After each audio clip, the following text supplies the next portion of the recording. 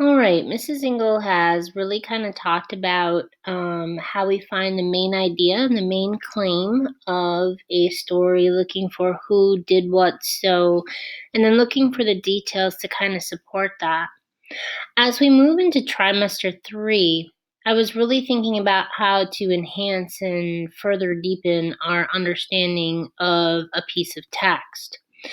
So I came up with this idea for healthy reading habits for trimester 2.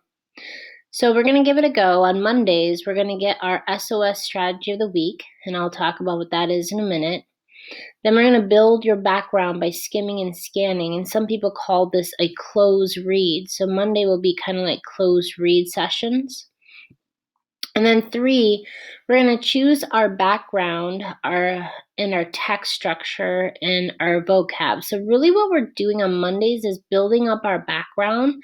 We're determining, really focusing on this trimester, how text structure can help us better understand a piece of text, and really working on that vocabulary component as well.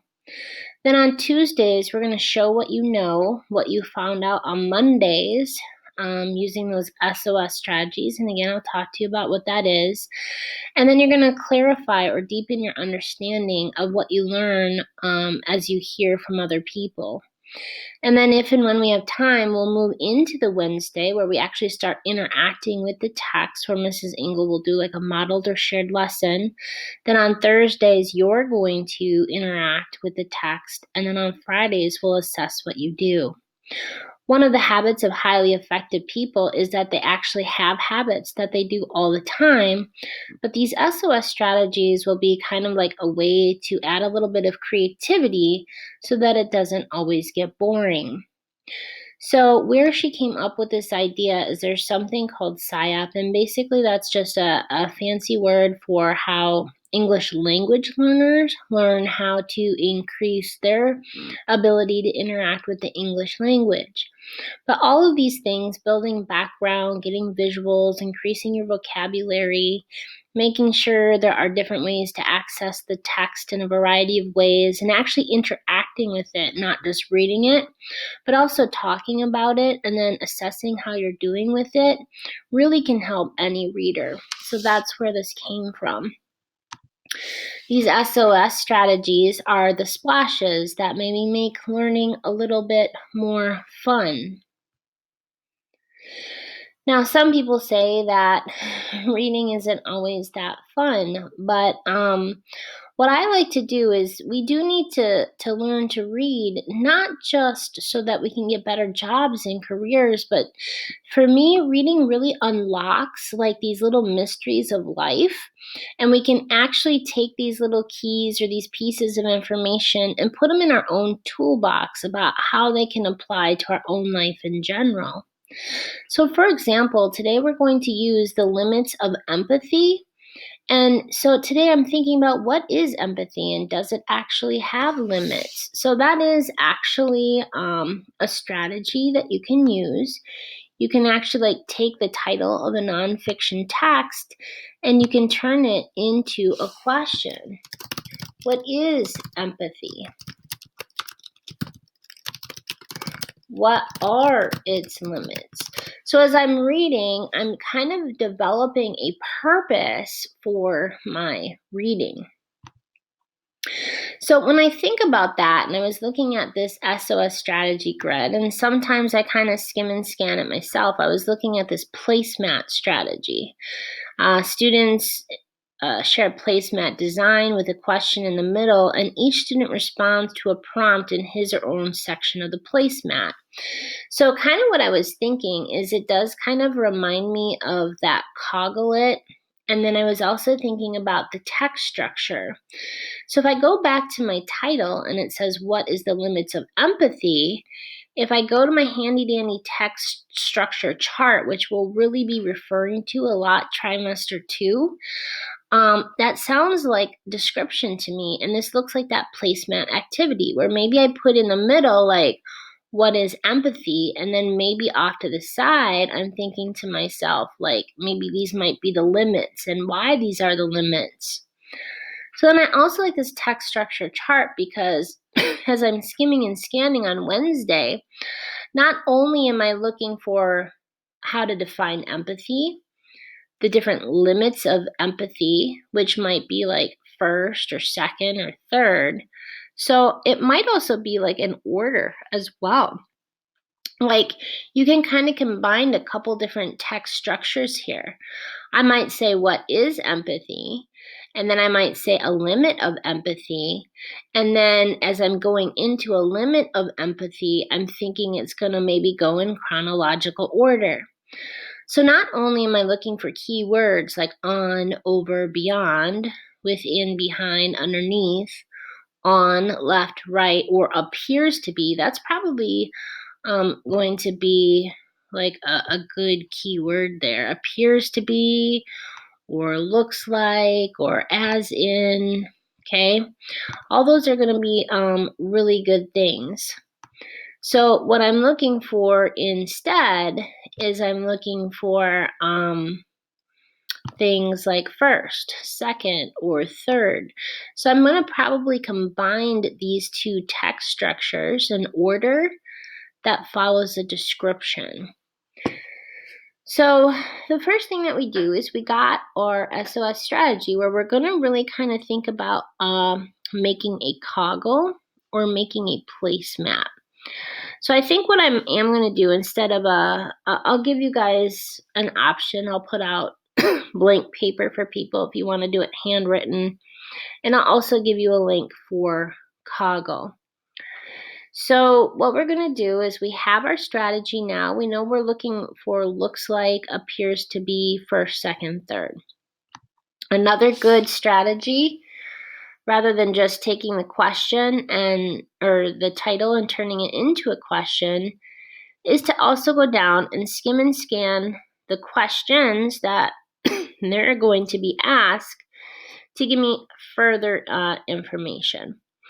So here's the text-dependent questions. It says, which of the following best describes book's central claim in the text? Well, this is pretty good. We know kind of how to find the central claim. We're kind of thinking about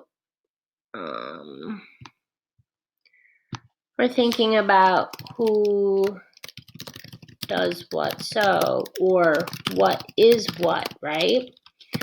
So when I go back, if I am able to answer my questions that I came up with here, what is empathy and what is its limits, then I am already going to automatically be able to identify the central claim. And once I know the central claim, then I will be able to best find the text that best supports the answers to part A. And this is stuff we'll be doing tomorrow. But today we're kind of gathering purpose and we're skimming and scanning. It's kind of like when you get a new phone, you kind of look at it in general first, and then you start working with the apps later. Next, it says, which of the following best describes how the author makes his claim? So in here, I'm even skimming and scanning. I'm not reading all the sentences. Like here I see the word compares. Here I see draws on experiences of witnesses. I wonder if I can highlight of witnesses. All right. Of witnessing. Oh, this whole thing should probably be highlighted. Of witnessing empathetic people. So personal experiences is the one I'm going to focus on. How the author emphasizes. Actually, not. I wonder if I can kind of trash that. I'm going to trash it, and I'm going to go in really specific. Personal experiences, emphasizes, and specific evidence. So I'm not sure. This will be interesting, but it will give us a further understanding, because as we understand how an author structures a text is more than just description, problem, and solution. But this is going to be kind of interesting because I think it's going to be more like this just based on the title. So maybe they might compare, but we'll see. At the same time, I think he or she, I'll have to go back and look at the gender again. This really is the first time I'm reading this article. They're kind of doing a chronological order, which is giving specific information. So even when I'm looking at this, I am almost thinking that it might be A or D just based on my background knowledge alone, but I won't know until I fully read it. Actually, you know what? I might even do that. I might even just highlight the A or D, and then I might kind of like put like a little question mark there, like before reading the text, before even reading the text, I am thinking this is what it could be because I think the author will describe and compare. But I don't know for sure yet. But it might help me narrow down my choices later. And then again, we're looking for text. So once I actually know all of that, it'll be easier to answer the questions. But today, all we're really doing is we're skimming and scanning, okay? So if I go back to my healthy reading habits, we got our SOS strategy, which is basically we're going to look at the text structure, maybe create like this little coglet or placemat where we're going to think about what is empathy here, and then off to the sides, we're going to think about what the limits of empathy are. And then on Tuesday or whenever we get back together, which for us won't be until Friday or whatever, your placemat will be your assessed learning, and we'll actually talk about it because you guys are in the library and you guys are map testing. So we probably won't get that. This will be your assessment. So we know that we are looking for words like appears to be, looks like, first, second, third, but we're also looking for a main claim. So we're looking for what is empathy. We're looking for limits. We're just skimming and scanning. We're not reading the whole thing. I'll show you what that looks like. And then we're going to get some vocabulary words. Again, skimming and scanning. So let me show you how the skimming and scanning works, and then tomorrow we'll jump into more details about actually reading it. Okay, so what I'm going to do is I'm going to use my handy dandy little highlighter here, and we know we're looking for things like empathy. We also look for repeating words. We're looking for words that are like limit, and when I think of the word limit, you know, I think I'm going to be looking for more like negative connotation words. Negative connotation are, remember, that's feeling words. I'm guessing that there's going to be a lot of negative feeling words, so I'm going to skim and scan for those, okay? All right, so really, I'm going to close that for a minute. Get out my highlighter. Here we go. Here, it even defines what empathy is, so I'm just going to highlight that right away. Empathy is the ability to understand and share feelings of another person.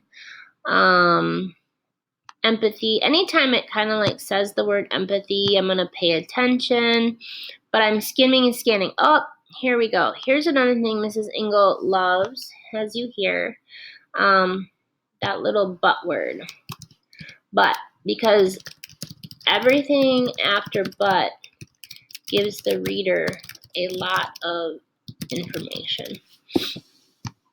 Usually, not always. Okay, so I'm just going to highlight it, but not all research shares this viewpoint. In this opinion piece, here's my who. David discusses his views on empathy and whether or not it influences our actions. Okay. So if I looked at everything before that but, it says that it was helpful. But lets us know that it's going to be opposite of helpful. So but equals opposite of helpful. So this helps me as a reader skim and, helpful. This really helps me as a reader look for words that are opposite of helpful. So I might say something like not helpful or whatever. One thing that you could do to even further your understanding, if you have access to technology at the time, is you could go to like thesaurus.com. I do this a lot. And I can type in the word helpful. I can hit enter. So now in addition to that, I go down to the antonym. So I might be looking for words like disagree. Oh, unfavorable, unhelpful. So that might actually kind of help me. So opposite of helpful. So like disagree, unhelpful. What was the other one that I saw in here? Unfriendly. So these types of things, unhelpful. Okay. So in addition to like first, second, and third, I could also be looking for words like disagree, unhelpful. Got it. Okay. So I'm going to post that. So now I'm still going to just kind of keep skimming and scanning a little bit. Okay. I'm going to pull out my handy dandy little highlighter. So I'm skimming and scanning. Okay. Ooh, enemies. That's kind of a negative word. So that comes up. And we are surrounded by people. So he's just talking to a reader, skimming and scanning. I see a name here. I see the word we again. See, I'm just skimming and scanning. I'm not even the empathy gap. A gap is generally kind of, teaching empathy. Interesting. Okay. I'm seeing another word that's repeated a lot. So here might be a vocabulary word that I'm going to need to look up. Okay. So let's do it. All right. Neurons. Neurons. So when I'm looking up a vocabulary word, I generally go to Google. I might say something like define neurons. I think I spelled it wrong, but that's okay. It'll fix it for me. I like that. A cell transmitting nerve impulses. Okay, to be honest, I don't even know what nerve impulses are, so I'm going to say, what are nerve impulses? Here we go. Nerve impulses. A signal around a nerve fiber. Wow. Okay, I don't know what this means. So sometimes it's sending out something. A cell that sends out what? So sometimes if I still am not sure, and I should probably have that spelled correctly, I might actually like look up neuron, Google it again, and then this time I'm going to hit images, and maybe it will help me understand things more.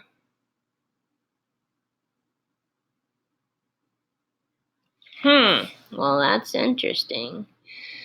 So it looks like it's a cell, and maybe it sends out signals to other cells. Okay? So see how I have to put it in my own words. I can't just copy and paste it from here if I don't understand it. So let's go back and let's throw that in there. Neurons, a cell that sends out signals to other cells. Okay. Got it. Posted that. Okay, skimming and scum. Oh, here we go. The problem. Remember, I'm looking for those negative words. The problem comes when we try to turn feeling into action. Okay, whatever. Here's that word empathy again. So there's probably stuff there that's important. Empathy makes you more aware. Oh, and here's that but. It's not clear. It actually okay. So I'm gonna undo that. I'm gonna trash that. And I'm gonna I think I'm gonna trash it anyway. Maybe not. I guess, okay, fine. But it's not clear it actually motivates you to take moral action or prevents you. Okay, so rather than, I wonder, I was able to trash it before. Okay, whatever. All right, so I keep seeing the word action.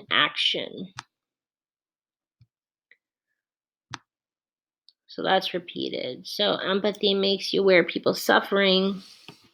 What was empathy again up here? To understand another person's feelings, but it doesn't make you take action. See, I'm not even reading it in detail. I might make a little note to myself before I read it tomorrow for sure. So, empathy is where you can share or know how someone feels, but it looks like one limit is that just because you can feel how someone feels, it doesn't mean you will do anything, take action. So see, even just skimming and scanning, I'm already picking up on some big ideas here, okay? So that's interesting. So already I'm kind of finding that what empathy is, and I'm learning one of the limits is we might not even take action from it.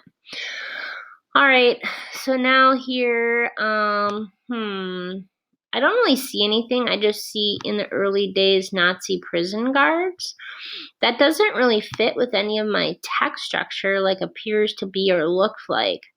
But when I think back, I'm going to highlight that for a minute. When I think back to my questions down here, the author draws on personal experiences. So now I might highlight this one again, actually, as an option, because I saw something about him talking about, actually I might even put that in there. Nazi experiences question or example. And I'm going to put a question mark. And I probably spelled that wrong, so I should fix it. Okay. Close that for now. All right, let's see if he keeps giving. Actually, I should see if it's a he or not. Who's our author? David. Okay, it is a he. All right. Let's see if he keeps giving experiences or more scientific proof. So I'm skimming and scanning for experiences, scientific proof, and limits. Blah, blah, blah, blah. Investigating. I know what that means. Different scholar. But here's my but word again that I love. But in a recent paper, summarized the research in these ways. Oh, is not. That's negative, right? Is not when it comes to moral motivation. All right. We'll see what that means tomorrow. Some influences. Temporary.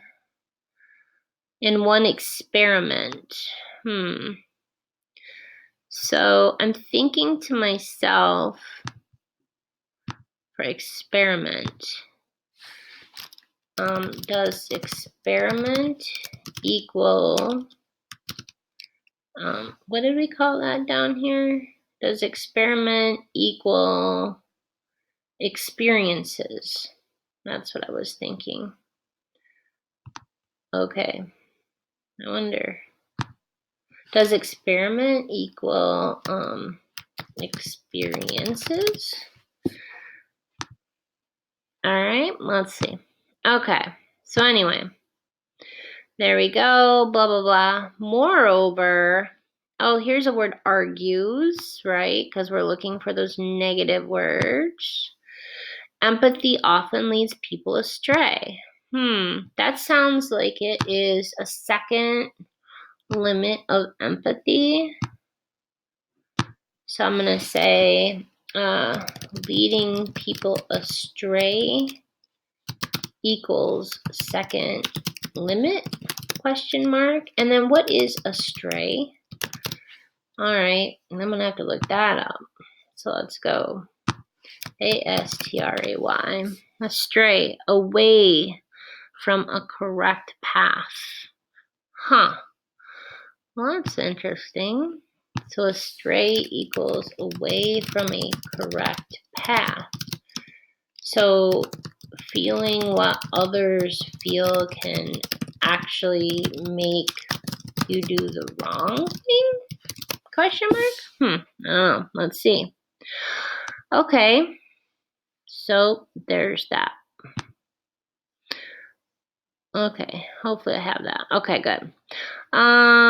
People to care more about cute victims than ugly victims. Huh, well, that's interesting. Oh, kind of like, if I'm gonna use all your people's, like, I don't even know how to spell it. Visco girls? I don't know. I'm still not sure what they are. Like, save the turtles, right? Because turtles are cute. Something like that. Making a connection. Okay. Da-da-da. But, oh, this is interesting too. It leads us to react to shocking incidents, but, here's that but word I like so much, but not long-standing conditions like global hunger or preventable disease. Okay, so I might say something like, I think what I see there is empathy equals short-term fixes, but not long-term. Okay, got it.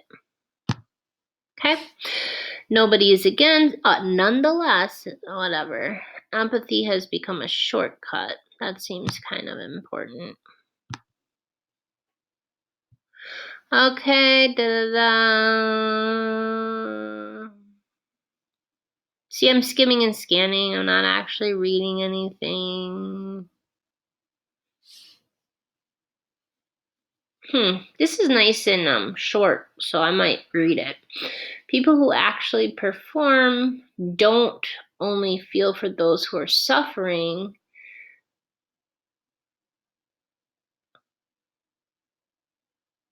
So here it's saying something like,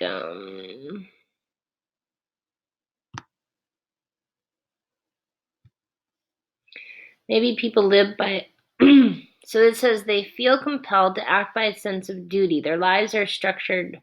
I'm just going to highlight this whole thing. People who actually perform action don't only feel for those who are suffering, they are compelled by a sense of duty or by codes. Okay, so I think what I'm seeing here is empathy isn't enough. Empathy, the ability to feel what someone feels, isn't just enough. You have to have your own life codes or morals that you live by to go with the empathy. Okay? All right, got it. Think of anyone you admire. So, I'm not going to read this whole thing, but I am thinking, like, is this another example experience, right? So I'm thinking he's almost structuring it like experiences or examples.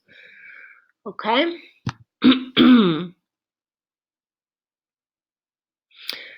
All right, I'm seeing this word code again that's coming up, so I'm just going to highlight this sentence. The code helps them evaluate other people's feelings, not just share them.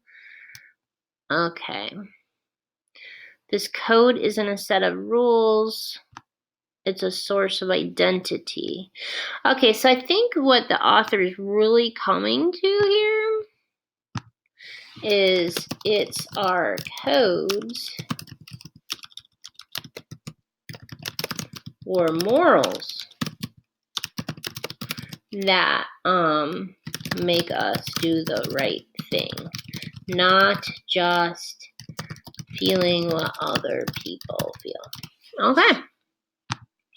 Now, just out of curiosity, I'm going to see if I can actually answer all these questions, even though I was just skimming and scanning. I really didn't find a lot of vocabulary words that I didn't know, something about neurons, but that didn't really seem to be a big impact. I really think he was using more examples rather than scientific research. So I think I'm going to see if I can answer these questions, okay? Which describes the central theme? Let's see. To care for those who are suffering and drives them to help others. No, actually, I'm going to put a little note here. Nope.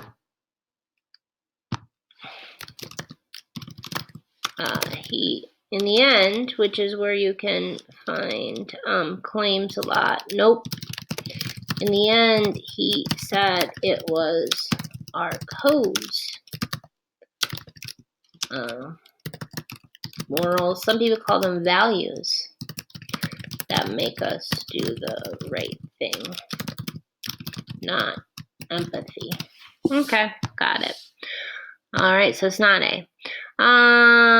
It alone does not drive people to act on their feelings in the same way as a sense of responsibility. Maybe, because it alone, because he said you need to feel plus you need to do something. I'm going to see if there's anything about codes or values, but responsibility is pretty close. Feeling empathy for others is a self-serving emotion? No. Self-serving, that definitely, here, I'm going to highlight it. Self-serving emotion? No. These words make this not a choice. All right. Let's move on to the next one. It is best not to feel empathy. Oh, these words here also do not make it a choice. These words here do not make it a choice. The author isn't saying that you shouldn't feel empathy, but they're just saying empathy alone. So this is definitely, this is our choice. Right here, the whole thing is correct. Okay, so now when I know these types of things, I'm skimming and scanning in the next things for something about responsibility or codes or something like that. School leaders, empathy makes you more aware of other people's suffering, but see it alone, these two things right away. Okay, so I'm thinking that's a good one right here.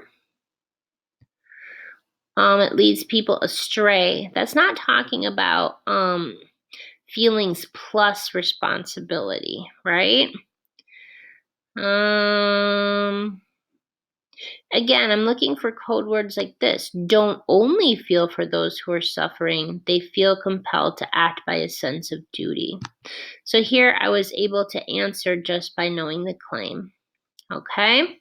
How does the author? Well, he doesn't make a claim.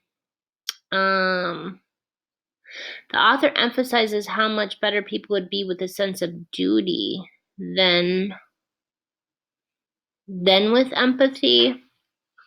Well, he definitely doesn't use scientific evidence, so can I trash that?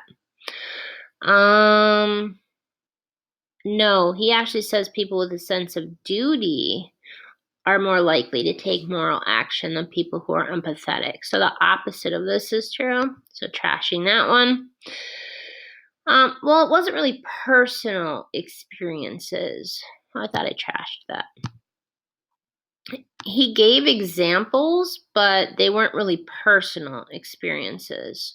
So I'm gonna trash that one.